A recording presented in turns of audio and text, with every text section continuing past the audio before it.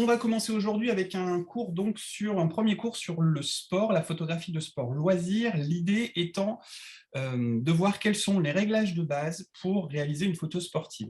Alors je dis sport loisir parce que l'idée, c'est pas de choper une accréditation et d'aller faire une compétition de haut niveau, parce que c'est très compliqué. J'avais déjà voulu faire un petit sujet là-dessus, ne serait-ce qu'avec l'équipe de rugby locale, et en fait, la première chose qu'ils nous disent, c'est que les appareils photo et les caméras sont interdites sur le terrain. Donc, à moins d'avoir une accréditation presse, mais ça ne nous concerne pas, on va avoir un petit peu des difficultés. Donc l'idée, c'est plutôt d'expliquer comment on peut faire des photos pour aller photographier ses enfants le week-end au match de rugby, mais un match plutôt amateur, ou pour aller photographier quelqu'un qui va être en train de courir sur un trail ou sur une course à pied, ou comme Agnès, des gens qui vont faire du vélo. Voilà. Est-ce que vous avez des sports sur lesquels vous êtes un peu plus intéressé que d'autres? Alors, Céline nous dit tennis. Donc, on a tennis, on a foot, on a du vélo avec Agnès, il me semble. Est-ce qu'il y en a d'autres qui ont d'autres sports? Les Oui, miens, ils font du judo. natation, moi. Alors, on a natation avec Christiane, on a judo avec Jean-Baptiste. Ouais. J'appartiens à un club de sport où il y a pas mal de types qui font de la muscu, ça m'intéresse aussi. Muscu, ok. Alors, muscu, j'ai prévu de faire une prise de vue. Pour tout ce qui est sport d'intérieur, je vais vous proposer la semaine prochaine un petit reportage que je vais faire sur du basket. C'est une équipe d'entreprise qui joue au basket le midi, donc je vous montrerai comment on fait pour faire des photos en intérieur, parce qu'il y a des petites spécificités. Et là, aujourd'hui, on va se concentrer sur les prises de vue à l'extérieur. Et on aura des exemples que je vais vous donner. On aura ensuite on refera un autre cours, mais un tout petit peu plus tard, donc sur le fond fil et le sport automobile, qui est un petit peu différent. Mais déjà, au niveau du matériel, on va essayer de prévoir plutôt du téléobjectif si on est sur un sport de terrain, puisque on ne peut pas marcher sur le terrain, donc il faut quelque chose d'un petit peu long. Si on a un gros téléobjectif, on peut aussi utiliser un monopode pour pouvoir porter le truc assez longtemps. Ça sert à le supporter ça sert à supporter le poids de l'objectif pour qu'on ne force pas trop pendant toute la durée du match. Après, s'il faut être mobile, là, pour le coup, on ne mettra pas de monopode. Alors, je vous dis plutôt téléobjectif, mais si on est vraiment sur le bord du terrain ou sur le bord de la piste et qu'on veut voir passer des coureurs, on peut aussi faire des choses sympas au grand angle. Ça dépend de la distance à laquelle vous allez vous situer du sujet. Mais c'est vrai qu'en règle générale, quand il y a un sport d'équipe, on est un peu en retrait. Et du coup, on va plutôt chercher à avoir des longues focales pour pouvoir zoomer un petit peu. Alors, les difficultés, c'est qu'on a un sujet qui bouge, qu'il va falloir anticiper sur le placement du sujet pour être au bon endroit, pour éviter d'avoir le sujet qui soit trop de dos, pour éviter d'avoir des personnages aussi qui passent devant, c'est pas toujours facile. Donc, il faut vraiment anticiper sur le positionnement. Je serais tenté de vous dire, si vous avez un circuit ou ça, on le voit par exemple sur l'équitation, cherchez pas à voir tous les obstacles, cherchez pas à voir tous les points de vue en même temps, c'est pas possible. Donc, il vaut mieux avoir un point de vue, deux points de vue sur un parcours ou un point de vue sur un terrain, plutôt que de vouloir un peu être partout et de rater des choses. Forcément, on rate des choses, mais il vaut mieux en réussir quelques-unes plutôt que de tout foirer parce qu'on a voulu tout faire et être partout à la fois. Ça, c'est un peu le premier truc. Est-ce qu'à ce niveau-là, sur le matériel, vous avez des questions? Pas de questions? Une chaise pour s'asseoir quand on doit photographier pendant un match de foot, parce que ça dure longtemps. Tu peux, parce que si tu es statique, oui. Ce qui se fait bien, c'est des espèces de petites chaises pliantes comme pour aller à la pêche, tu vois. T'as ça, toi? C'est ce que tu as ou c'était une question ou c'était une affirmation? Non, c'est ce que j'ai vu. Je n'utilise pas parce que je tourne autour des terrains en général, mais j'ai vu un des photographes pro faire ça. Oui. Avoir ces petits sièges pliants. Ben oui, parce que ça leur permet de se mettre relativement bas et pas forcément être assis par terre. Après, sinon, tu peux prendre un petit sac plastique, parce que c'est vrai que quand il pleut, c'est vite un peu... Enfin, l'herbe, c'est pas très, très agréable d'avoir les fesses dans l'herbe quand il pleut. Donc, un petit sac plastique, ça peut être pas mal aussi. Ne serait-ce que les sacs de supermarché, tu peux ranger des affaires dedans en plus quand tu repars, donc c'est pas mal, quoi. Voilà. Vous utilisez plutôt des longues focales ou des courtes focales pour ce que vous faites?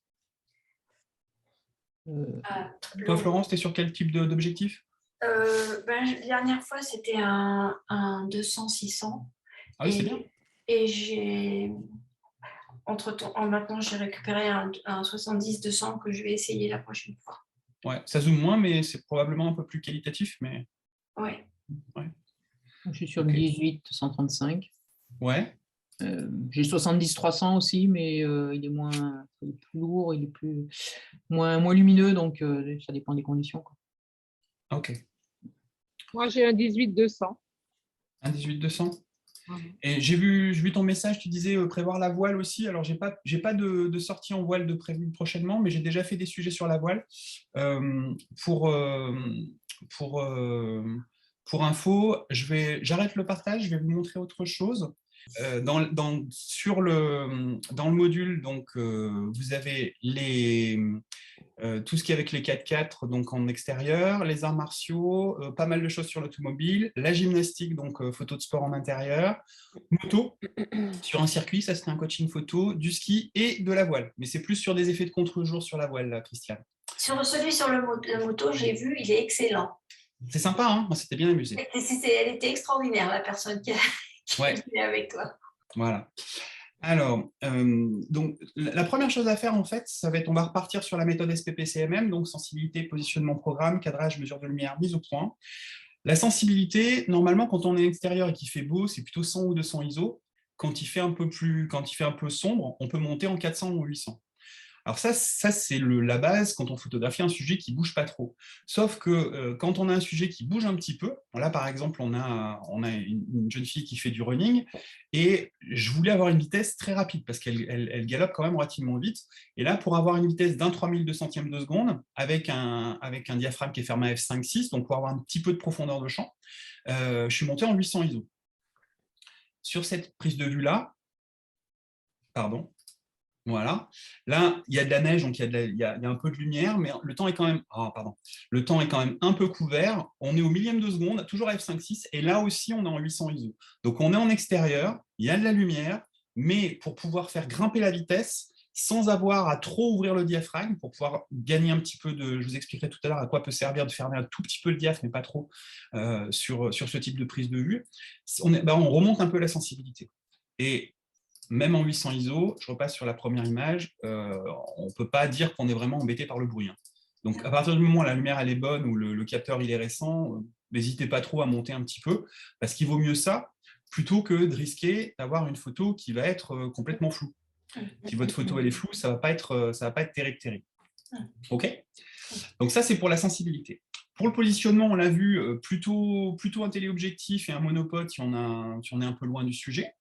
Le positionnement dans le temps, ça va être, et aussi dans l'espace, ça va être surtout lié aux besoins d'anticipation. C'est-à-dire que là, la coureuse de dos, aucun intérêt. La moto qui s'en va de dos, aucun intérêt.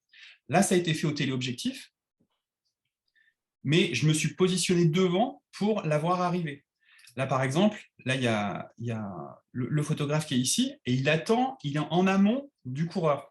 Donc, il faut vraiment, faut pas se positionner quand le coureur il arrive. Faut essayer de voir où est-ce qu'il va passer avant de le choper. Là, on est au grand angle et je savais qu'elle allait passer ici. Et je me suis mis volontairement je savais qu'elle allait passer au ras du piquet. Donc, je me suis mis juste ce qu'il fallait pour pas être en danger. Mais l'idée, c'était d'avoir le grand angle pour que ça déforme un petit peu, que ça donne cet effet un peu déformé sur le jet ski. Non, c'est pas un jet ski, c'est un skidoo. Un ski. Motoneige, non? Motoneige, voilà. Motoneige, c'est bien, ça me va. Motoneige, c'est plus facile à prononcer. Merci Jean-Baptiste. Voilà. Ensuite, une fois on est positionné, la question se pose du choix du programme. Alors, choix du programme, on y reviendra, parce que c'est Christiane qui me posait la question cette semaine, est-ce que j'utilisais le mode priorité ouverture pour priorité vitesse, ou même le mode manuel, les trois. Ça va dépendre vraiment des cas de figure et ça dépend de la luminosité, ça dépend de ce que je veux faire et de ce que je veux privilégier. Mais il y a des petites astuces. Je vous montrerai aussi une astuce assez rigolote quand on n'a vraiment pas de lumière sur le reportage que je vais faire jeudi midi. Et ce sera la surprise, je vous montrerai ça jeudi soir, si tout va bien. Donc ça, c'est sur le positionnement et le programme, pardon. Vous pouvez choisir le programme que vous voulez. La seule chose qui est vraiment importante, c'est de toujours surveiller votre vitesse. Quel que soit le programme que vous utilisiez, priorité ouverture, manuel, vous surveillez la vitesse. Mode priorité vitesse, vous choisissez la vitesse, mais dans les autres modes, vous surveillez la vitesse. Et vous faites attention qu'elle ne descende jamais en deçà de, si vous avez un personnage qui court au minimum à un 500e de seconde, mais c'est un grand minimum, dès qu'on est sur des choses qui sont en mouvement, sur des sports mécaniques, on peut monter au-delà du millième. Moi, j'ai tendance à vouloir bien figer le mouvement, donc je vais monter un peu, souvent. Après, s'il y a des choses qui sont un peu plus statiques, on n'est pas obligé de monter aussi haut. Mais partez du principe qu'un 500e, c'est un peu un minimum pour un sujet qui court, et un millième, c'est un peu un minimum pour un sujet qui est soit un vélo, soit une voiture. OK ? Après, on verra qu'il y a des exceptions, notamment avec le fond filet, où là, pour le coup, on va utiliser des vitesses qui vont être différentes pour pouvoir obtenir un effet différent. Mais si l'idée, c'est de figer le mouvement, on va être sur des vitesses assez rapides. Est-ce que vous avez des questions à ce niveau? Pas de questions? Bon. Alors, maintenant, on va voir le cadrage. Cadrage, mesure de lumière et mise au point. Au niveau du cadrage, en caricaturant un petit peu, je vous dirais, il y a niveau débutant, niveau avancé, niveau expert. Niveau débutant, vous ne vous cassez pas la tête, vous centrez. Parce que ça va être tellement difficile de suivre un sujet qui bouge, éventuellement en dézoomant pour essayer de le garder dans le cadre et de cadrer, et puis aussi pour l'autofocus, pour que l'autofocus y suive et qu'il ne patine pas trop. Si vous ne savez pas trop, faites pas le cadrage trop compliqué, centrez votre sujet, cadrez un tout petit peu large pour qu'il soit sûr que le sujet soit dedans, et vous faites la mise au point et vous déclenchez. C'est pas comme ça qu'on fait les meilleures photos de la Terre, mais pour commencer, je dirais le niveau débutant en cadrage sport ou en cadrage où ça bouge beaucoup, c'est on ne se pose pas de questions au centre. Le deuxième niveau, une fois que vous serez à l'aise avec ça, vous arriverez à suivre votre sujet, ça dépend. C'est lié aussi à l'anticipation, à la connaissance du sport. C'est-à-dire si vous savez dans quel sens va partir le joueur ou le coureur ou le véhicule, si vous savez comment il va se déplacer, si l'action suppose une accélération, un ralentissement ou un mouvement arrêté, vous allez pouvoir anticiper beaucoup de choses, et notamment sur votre cadrage et aussi sur votre mise au point. Donc, si vous avez un petit peu cette connaissance-là, si vous êtes plus à l'aise, si vous allez plus vite, là, vous pouvez commencer à ouvrir un peu le cadre et à positionner le sujet, comme ici, par exemple, où je la laisse venir un peu, où je commence à m'amuser, je bascule un peu le champ pour donner de la dynamique. Voilà, on commence à faire des choses un peu plus sympas, quoi.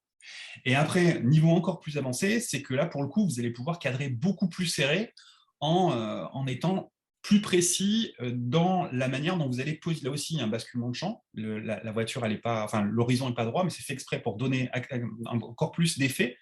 Et là, on peut cadrer très serré parce que là aussi, parce que je savais que le véhicule, quand il allait arriver, il allait ralentir, mais voilà, j'ai anticipé sur le fait que le véhicule allait patiner en arrivant en haut, mais qu'il n'allait pas être pleine bourre. S'il part comme une fusée, là, forcément, il sort de mon cadre. Et c'est très difficile à suivre quand on est au téléobjectif. Donc, c'est un peu les trois étapes.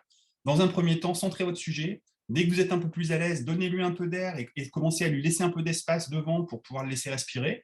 Et après, quand vous êtes vraiment super à l'aise et que vous savez vraiment anticiper sur votre action, là, vous pouvez les cadrer serrés et chiader votre cadrage pour qu'il soit vraiment parfait. Mais n'allez pas là directement tout de suite parce que sinon, vous allez à l'échec. Et il faut y aller progressivement et il faut roder les choses lentement. Plutôt que d'essayer de répéter vite un truc, essayez de le faire doucement au départ. C'est pour ça que je vous dis centrer. Et une fois que vous serez à l'aise avec ça, vous passez à l'étape du dessus et ensuite à l'étape suivante. OK ? Est-ce que ça vous parle, ça ? Ouais. Ça vous est déjà arrivé d'essayer de suivre le sujet, puis qu'en fait, il sort du cadre, vous n'arrivez pas à le suivre et le cadrage n'est jamais exactement comme on veut? Plein de fois. Tout le temps. Bon, essayez un petit, on a tout le mois pour s'entraîner, essayez un petit peu avec cette méthode, enfin, c'est pas une méthode, mais plutôt avec cette approche, et sans bien sûr vous contenter de rester systématiquement au niveau du centrage. Une fois que vous êtes à l'aise, mais seulement une fois que vous êtes à l'aise, vous passez à l'étape suivante et ainsi de suite. Alors, ça c'était pour le cadrage. Pour la mesure de lumière, alors c'est assez rare qu'on ait des gros contre-jours en fait, parce que souvent il y a sur les stades en arrière-plan, il y a des tribunes, il y a des choses comme ça. Donc ça peut, sur des sports comment dire, si vous faites un trail ou des choses qui sont vraiment dans la nature, mais sur un terrain, il y a rarement de gros contre-jours. même sur des terrains de basket, sauf quand on vit une contre-plongée au ras du panier, enfin en dessous le panier, où là on va regarder vers le haut. Mais en fait, c'est quand même un peu conçu pour que les gars ne soient pas en contre-jour. Il ne faut pas que le tennisman il soit ébloui par les loupiottes en face, parce que sinon il ne peut plus jouer. Donc souvent, il n'y a pas trop de contre-jour. Par contre, il peut y avoir des difficultés sur les lumières d'intérieur, et on verra ça dans le prochain cours, sur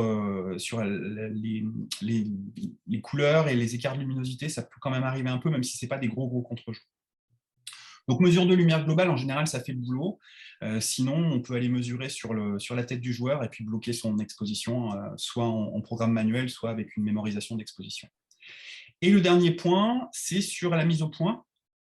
Alors, si vous avez un sujet qui se déplace de manière latérale par rapport à vous, c'est-à-dire que si le sujet il est comme sur les photos de Jean-Michel qui se déplace de la droite vers la gauche, mais qui ne change pas fondamentalement de distance par rapport à vous, un petit peu, mais pas énormément, on peut utiliser un autofocus statique, c'est-à-dire un autofocus où on fait la mise au point à une certaine distance et la mise au point est bloquée à une certaine distance.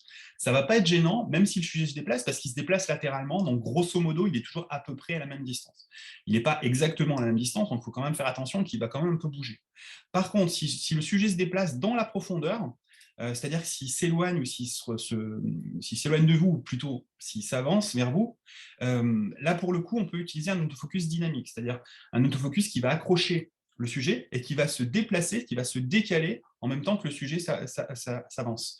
C'est-à-dire que la mise au point n'est pas calée à une distance, elle est calée sur un sujet et la distance de mise au point varie en fonction du déplacement du sujet, ce qui fait qu'elle reste en permanence sur le sujet.